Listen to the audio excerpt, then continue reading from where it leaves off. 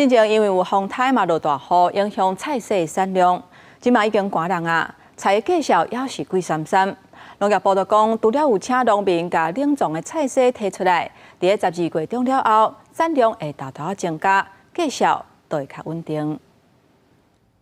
8月传统市场休市，严过犹原有菜篮来营业。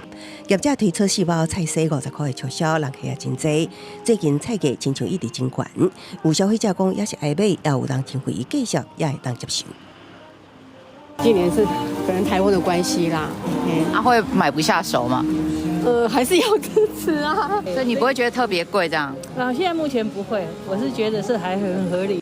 立冬菜价到底是贵到什么程度？根据全台上大果菜大卖市场，北农的数据显示，今年12月到初9为止，菜色平均价格每公斤55块，初3迄日更加是超过60块，高过去年的28块7，参去年的39块1。今年11月平均价格也比去年甲去年悬。在地果菜市场的菜贩就讲根本翻倍，涨了1倍，所以后面大概会越来越便宜。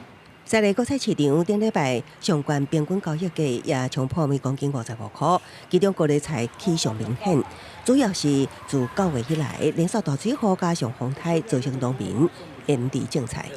主要影响部山上也有了，还有那个就是南部影响比较严重，复耕要延后。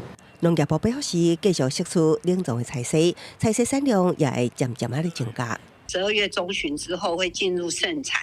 所以各类的蔬菜都会逐渐恢复正常的一个采收跟供应。我们有辅导农民团体，适时来释出他们仓储的干奶。面对目前一日还未到超过100个类菜，农粮署表示，继续甲大卖店参连锁超市合作，会有1572个基点供应消费者平价个类菜。记者综合报道。